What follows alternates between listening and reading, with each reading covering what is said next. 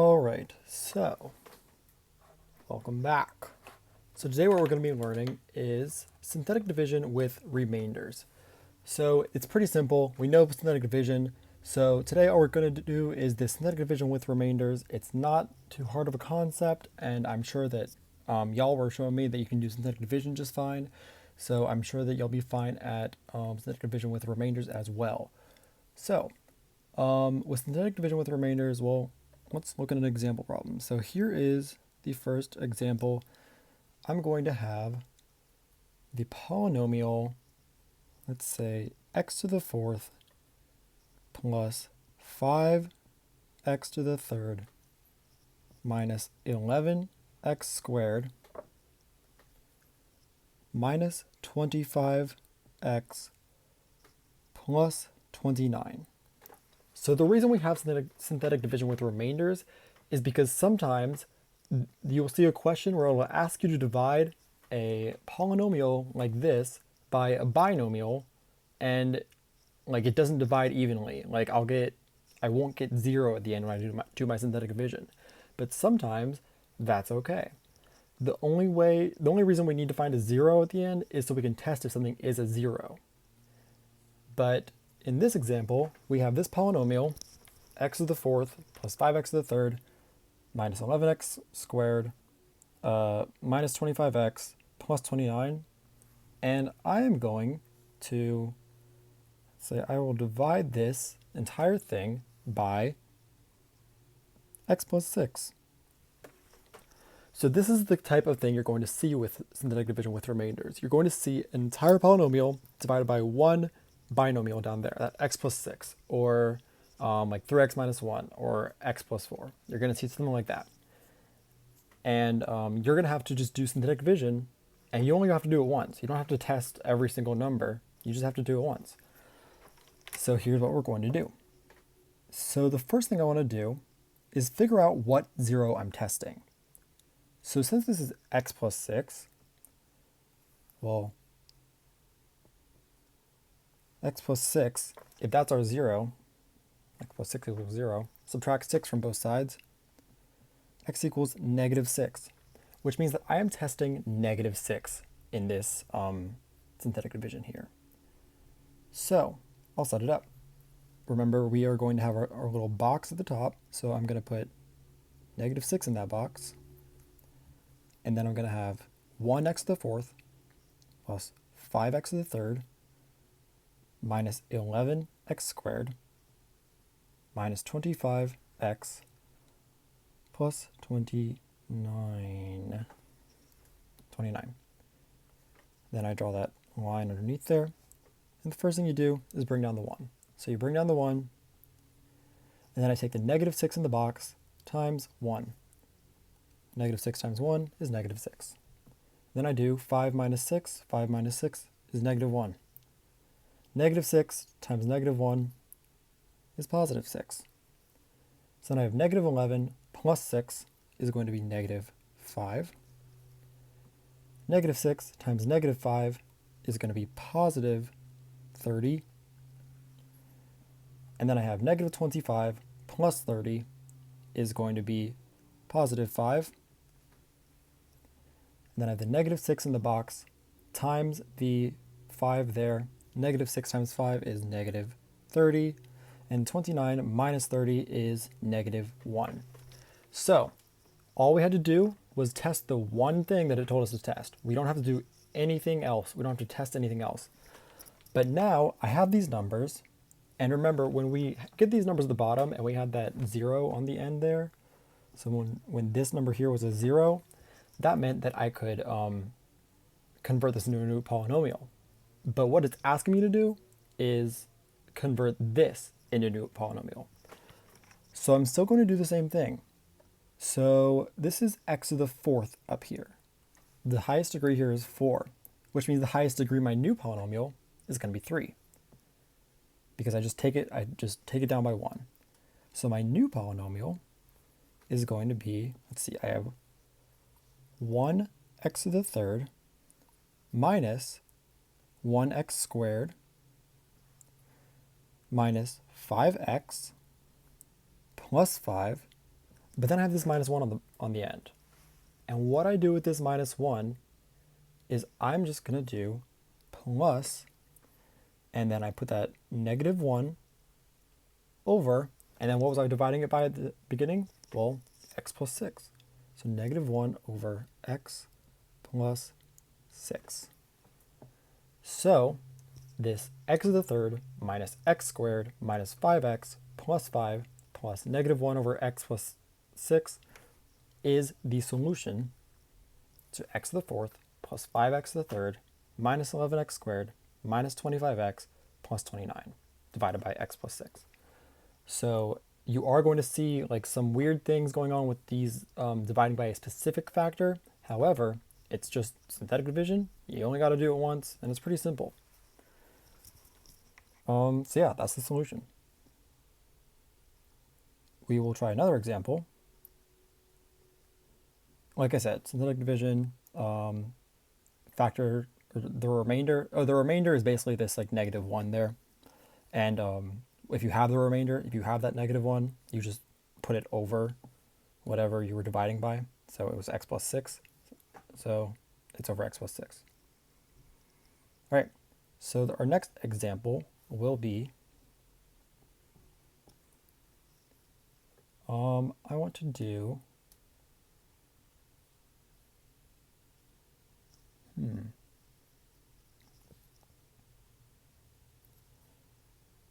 3x to the third minus 4x squared minus 17x minus 6, and I want to divide this by 3x minus 1. So the first thing I have to do is determine what I'm putting in my box when I do my synthetic division. So I take my denominator here, I take the thing I'm dividing by, which is 3x minus 1, and I just set that equal to 0. So if 3x minus 1 equals 0, well, I'm going to add 1 to both sides first. So I got 3x equals 1, and then divide both sides by 3. X equals 1/3. So I'm putting 1/3 inside my box on this one. So we can do that. So we have our little box up in the top.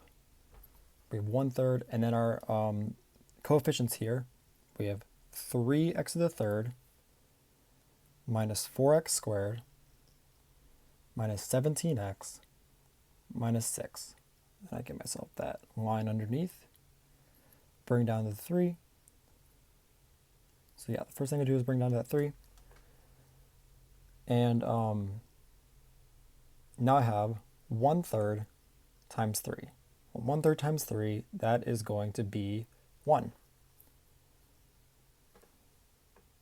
And then I'm going to do negative 4 plus 1. Negative 4 plus 1 is going to be negative 3. 1/3 times negative 3 is going to be negative 1. So negative 17 minus 1 is going to be negative 18. And 1/3 times negative 18 is going to be negative 6.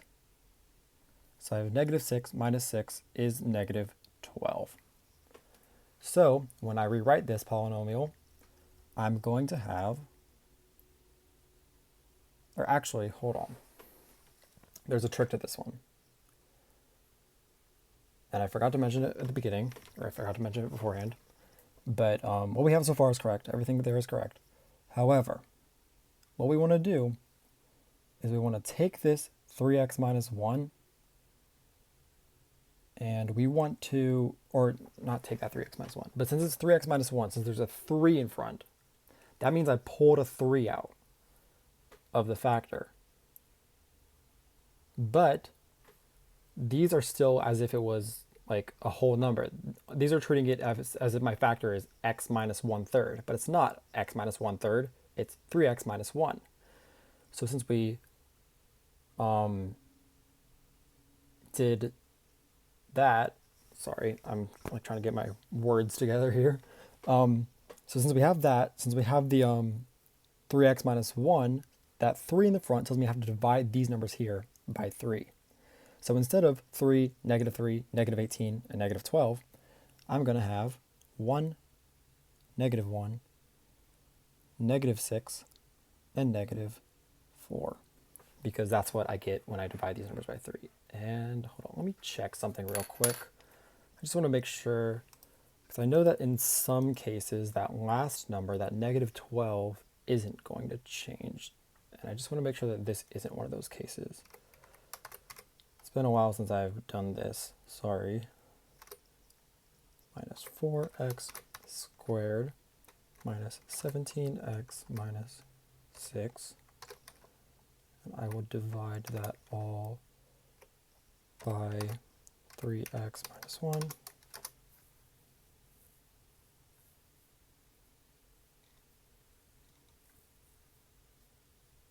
And hold on, let's see what it gives me. Okay, yeah. So, yeah, I'm in the wrong. These three numbers out front changed, the 3, the -3, the -18. However, the very last number, that -12, that stays a -12. So, yeah, my bad. So, the remainder stays the same. The numbers in front will change if the number out front, if instead of just x minus 1, I have 3x minus 1. In the last example, we didn't change anything because it was just x plus 6. Here, it's 3x minus 1, so at the end, I have to divide the coefficients by 3. So when I rewrite this now, I'm going to have, let's see, it was 3x to the third, which means I'm going to have 1x squared because I take the degree down by 1. So I have x squared minus 1x minus 6, and then I have plus -12 over, and the factor we divided by was 3x minus 1, so -12 over 3x minus 1. And that's all I have to have. So x squared minus x minus 6 plus -12 over 3x minus 1. And that is what I get. That is the result when I divide 3x to the third minus 4x squared minus 17x minus 6 divided by 3x minus 1 equals this. So that's how you do this. It's pretty simple. You just got to figure out what number you're putting inside the box there. And then if there's something else in front of that x in my divisor, then I just need to divide my coefficients, but not the remainder, by that number. And then you get your answer. It's that simple. So here are some practice problems with this concept. Okay, so I'll give you 4 of them. So let's see. Number 1 is going to be x to the fourth minus 8x to the third plus 10x squared plus 2x plus 7 divided by x minus 2. The second practice problem will be, let's see, 8x to the fifth plus 32x to the fourth plus 5x minus 32 all over x plus 4. And be very careful with this problem, because when you set it up, when you set up your synthetic division, you need to think, okay, I have 8x to the fifth plus 32x to the fourth plus 0x to the third plus 0x squared plus 5x minus 32. So when you do your synthetic division, it's not going to just say 8, 32, 5, negative 32. It's going to say 8, 32, 0, 0, 5, negative 32. and then you're gonna go with it. All right. So yeah, the third practice problem is going to be, okay, 4x to the third plus 6x squared minus 8x minus 12 divided by 2x minus 3. And the fourth practice problem is going to be 6x to the third plus 5x squared minus 3x minus 20 over 2x plus 1.